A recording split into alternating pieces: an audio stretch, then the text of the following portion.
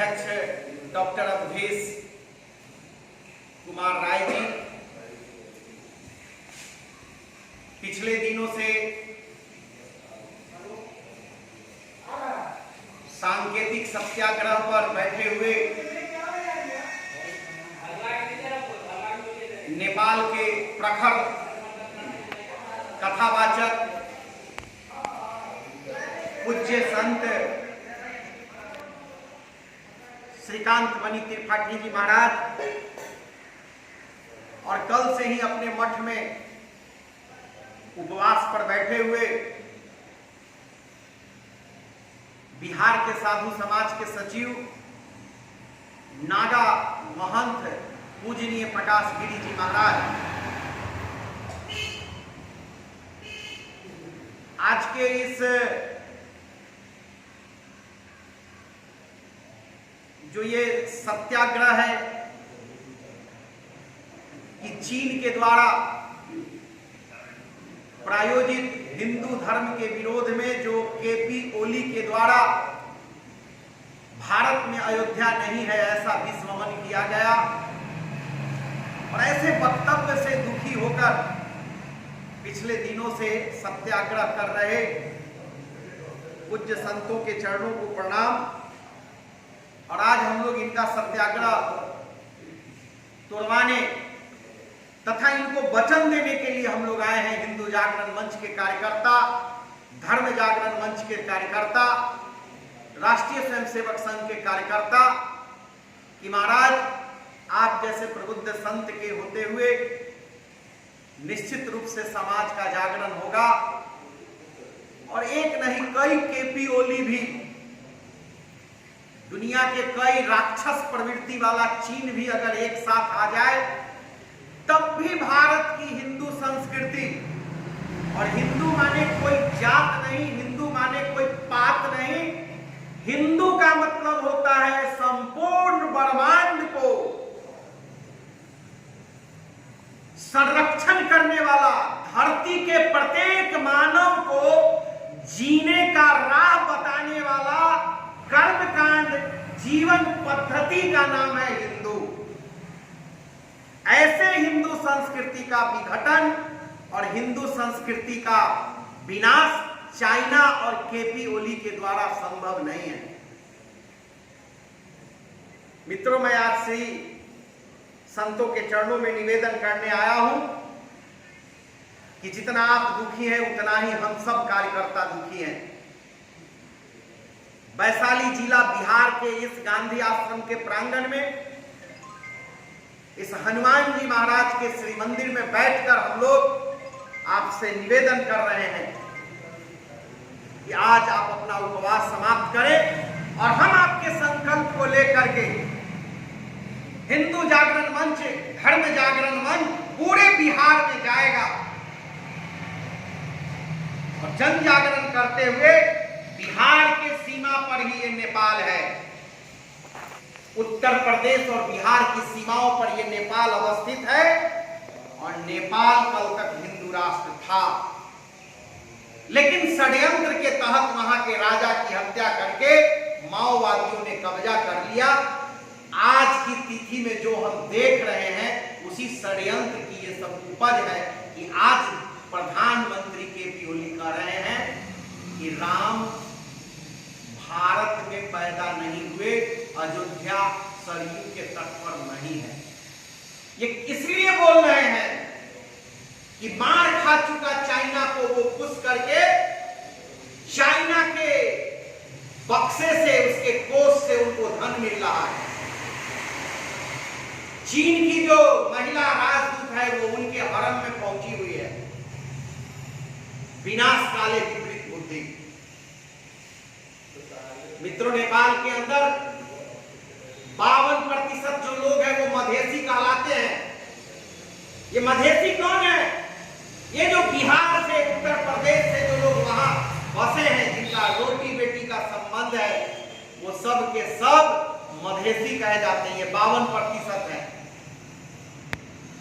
आज भारत के जो लोग वहां रहते हैं वह इसको बर्दाश्त नहीं कर रहे हैं। कल मैंने देखा दूरदर्शन पर जनकपुर में बहुत बड़ी दिशा में जुलूस निकली। बीरगंज के अंदर विरोध हो रहा है, काठमांडू के अंदर खलबलाहट हो रही है कि ओली आप क्या बोल रहे हैं। मित्रों, भारत से भी हम आवाज दे रहे हैं, ओली साहब आप किसके गोद में गए हैं? आप देवता और राक्षस की पहचान करिए। चीन का जो सत्ता है वो कौन सा वंश का है? ये चिंग वंश, जीन वंश, सांग हुआंग, सिया वंश, सांग वंश, झो वंश, हान राजवंश, सुई वंश, लियाओ, यूनान और मिंग वंश। इन वंशों की इतिहास को यदि आप पढ़ेंगे तो आपको पता चलेगा गीदड़ का बच्चा गीदड़ होता है और शेर का बच्चा शेर होता है। ये वो गीदड़ लोग हैं जिनके इतिहास को आप पढ़ेंगे तो आपको मालूम होगा कि इनके राजाओं ने, जो आज का जिनपिंग है, इनके पूर्वज ऐसे अय्याश थे, ऐसे राक्षस थे जिनके टेबल पर मनुष्य का सिर काट कर रखा जाता था और फिर ये भोजन करते थे।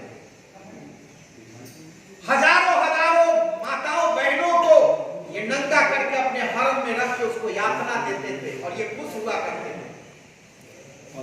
ऐसे राक्षसों के वंश से पैदा होने वाला चीन का ये लोग आज नेपाल जैसे हिंदू राष्ट्र के लोगों को दिग्भ्रमित कर रहे हैं, अपने डोरी में उसको फंसा रहे हैं, डोर डाल रहे हैं। आप याद रखिए, सांप को दूध पिलाइएगा वो ढसेगा, लेकिन गाय को आपने अगर गलती से थप्पड़ भी मार दिया तब भी गाय आपको मीठी अमृत रूप का दूध ही देती है। भारत गाय है और चीन जो है ये ड्रैगन नहीं, ड्रैगन के रूप में डसने वाला सांप है। जिससे भी चीन ने दोस्ती किया उसको निगल लिया। चीन के सीमाओं पर आज 14 देश की सीमा लगती है, चाहे वो ताइवान हो, 28 देश, चाहे वो तिब्बत हो, तिब्बत को निगल गया, चाहे वो चीन के पड़ोस में रहने वाला एक भूटान हो, म्यांमार हो, जापान हो, ऑस्ट्रेलिया हो, हांगकांग हो, सिंगापुर हो, ये सब के सब पीड़ित हैं। इसलिए चीन राक्षस प्रवृत्ति का देश है।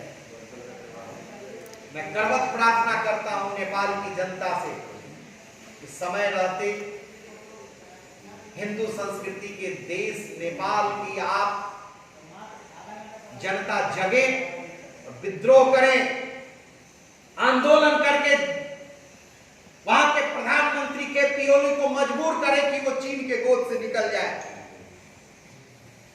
वैसे नेपाल का इतिहास, मेरे मित्रों, मेरे बगल में नेपाल के बहुत विद्वान संत बैठे हैं।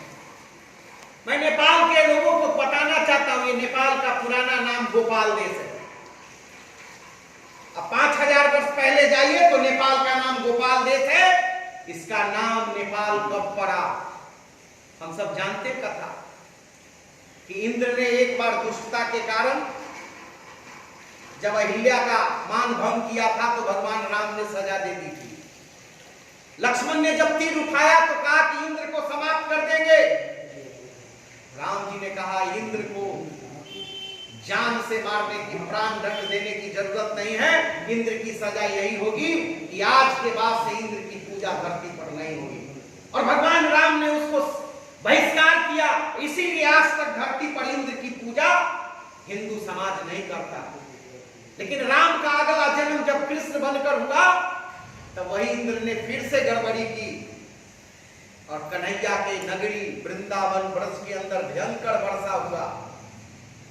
और उस वर्षा के बाद हम सब जानते हैं कि भगवान कृष्ण ने गोवर्धन पर्वत को उठाया था, एक बांध घिस दिया।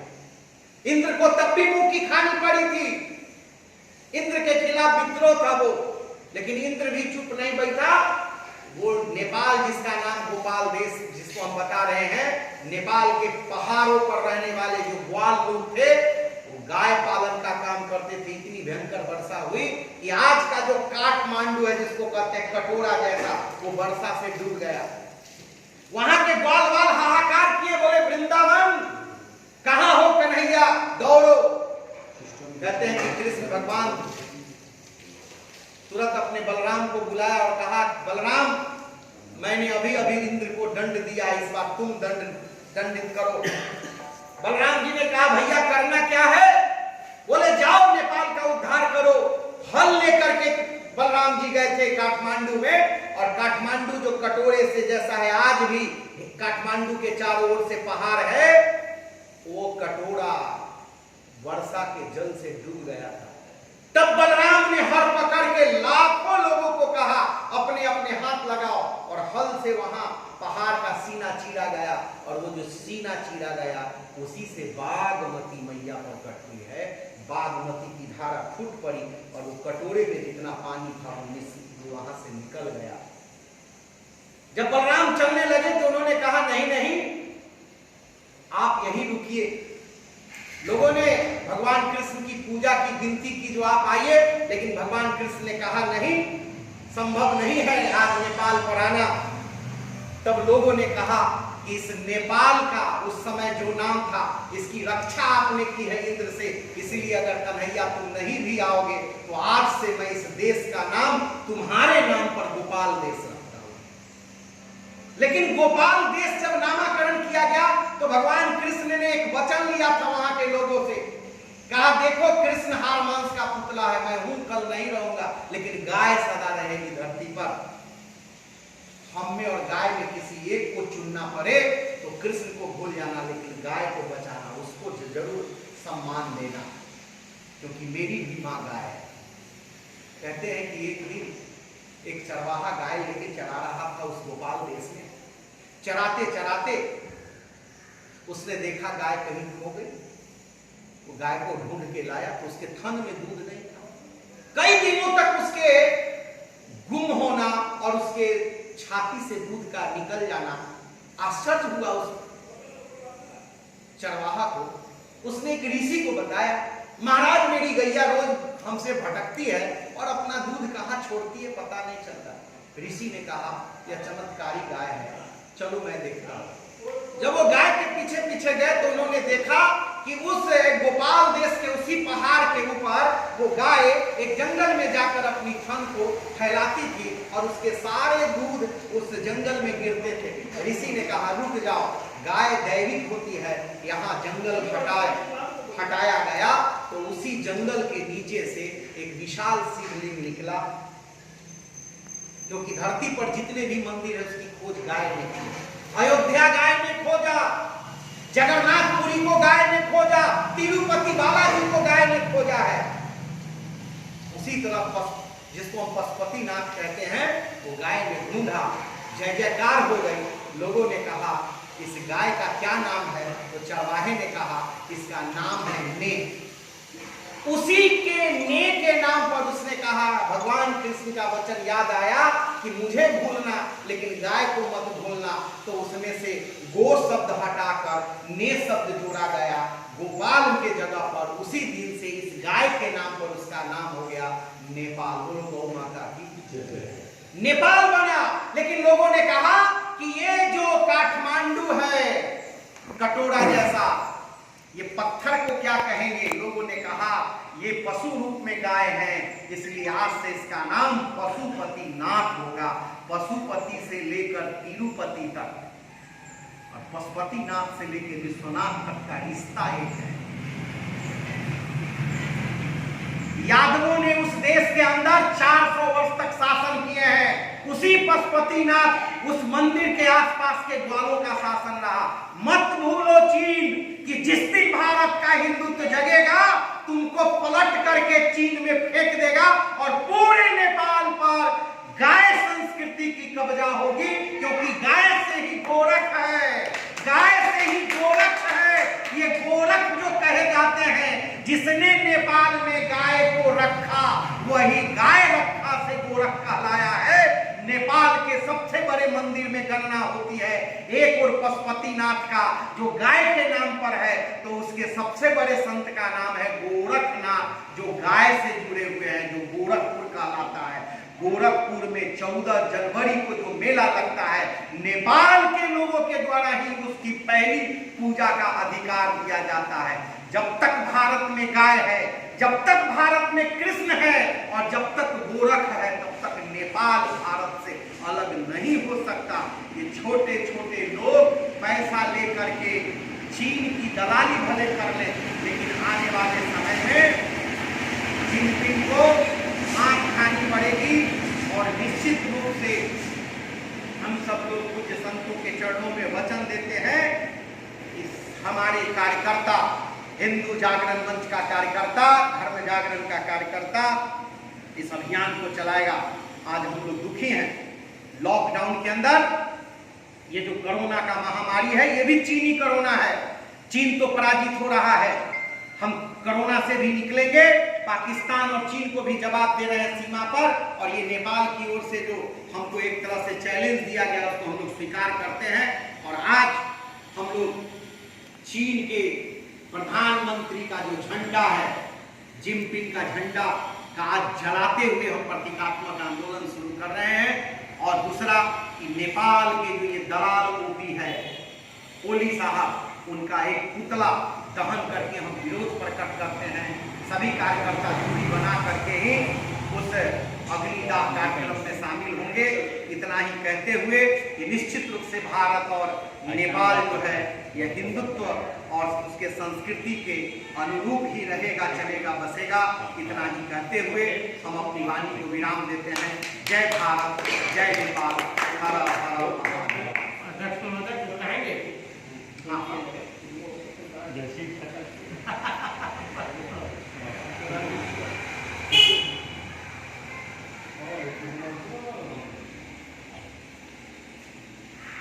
हाजीपुर वैशाली के गांधी आश्रम स्थित हनुमान मंदिर में उपस्थित सभी बंधुओं, संत बिंदु का मेरा नमन, मेरा प्रणाम है। जानकारी मिली कि नेपाल के शासक के द्वारा भगवान राम, अयोध्या, इन सब कुछ विवादित बयान दिए गए, तो उससे नाखुश होकर हमारे समाज के मार्गदर्शक, भारत की सभ्यता संस्कृति के वाहक संत बिंदु ने मौन रूप से रहकर एक सांकेतिक प्रदर्शन उन्होंने शुरू किया था, जिसको आज हम सब उनके सहयोग में उपस्थित होकर उनके साथ चलने के लिए उनके मौन व्रत और उनके सांकेतिक धरने को समाप्त करने का आग्रह उनसे किया। पता होना चाहिए, पहले हम सब बहुत देर से चर्चा भी कर रहे हैं कि देश से किसी देश की सीमा निर्धारित नहीं होती है। देश किसे कहते हैं ये समझने की जरूरत है। एक सभ्यता और एक संस्कृति के लोग जहां जहां रहते हैं वह सब एक देश के अंतर्गत आते हैं। उसकी सीमा वहां तक होती है जहां तक हमारी संस्कृति के लोग रहते हैं। और केपीएलए को पता नहीं कहां से आ गई है, कौन विद्यालय में पढ़े और क्या बुद्धि लेके आए हैं, या किसके मार्गदर्शन में चल रहे हैं। बोलते समय भी उनको कुछ सोचना चाहिए था। जो हमारा मिथिला है, मिथिला की सीमा है, उनको पता नहीं है। मिथिला उत्तर में हिमालय, पश्चिम में गंडक नदी, दक्षिण में गंगा और पूर्व में तीस्ता नदी तक का हमारा क्षेत्र है। और हमारे मिथिला के राजा वहां राज्य करते थे। पुराणों में जब हम अध्ययन करेंगे, हम अपने वैदिक ग्रंथों को जब पढ़ेंगे, तो आपको जानकारी मिलेगा कि रामायण और महाभारत काल में भी कृष्ण और अर्जुन अपने साथ कहां तक गए हैं, किन क्षेत्रों तक गए हैं, ये सारे क्षेत्र का वर्णन उसमें आता है। तो ओली तो भ्रम रहे हैं। वो कहते हैं अयोध्या राम वहां हुए थे, तो थोड़ा ग्रंथ का भी अध्ययन कर ले, उन्हें पता चलेगा कि राम का जन्म स्थान कहाँ है। मिथिला तो हमारी नगरी है, हमारी संस्कृति के लोग हैं। ओली को पता नहीं था, उनकी सुरक्षा के लिए, नेपाल की सुरक्षा के लिए हमारी सेनाएं रहती थी तिब्बत के पार तक। उसी चाइना से बचाने के लिए। अभी माननीय श्रीकांत जी ने, विनोद जी ने बहुत सारी बातें आपको बताई कि चाइना अभी परेशान है। चाइना अपने सारे पड़ोसी राष्ट्रों को उसने तंग किया है, और सारे पड़ोसी राष्ट्र जो तंग किए तो उसे लगा कि हम भारत को भी परेशान कर सकते हैं। भारत पर उन्होंने गलत नजरें डाली। भारत ने जब उसका करारा जवाब दिया, एक शक्तिशाली देश जब चाइना के विरुद्ध खड़ा हुआ है, तो दुनिया के सारे छोटे छोटे देश और बड़े देश भारत के साथ जब खड़े हो गए तो चाइना की हालत पतली हो गई।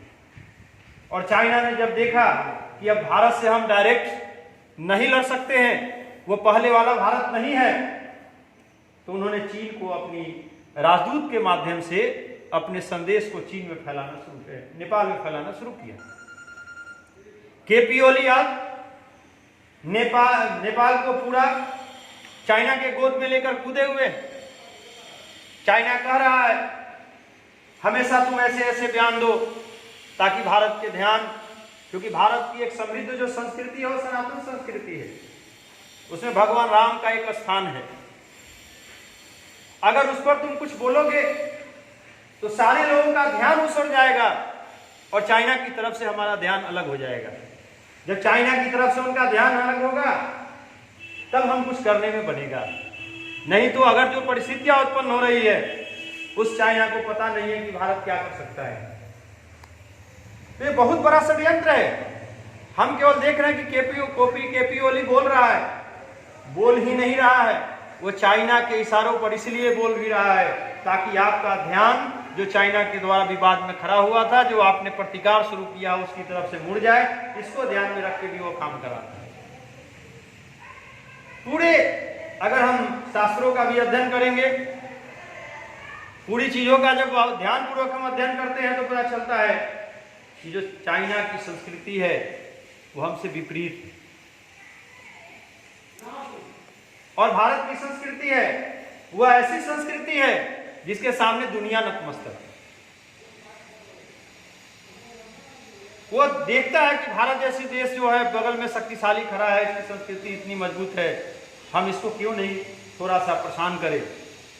तो भारत तो ऐसी परेशानी बहुत झेला है, इतना झेला कि हन आए, शक आए, कुषाण आए,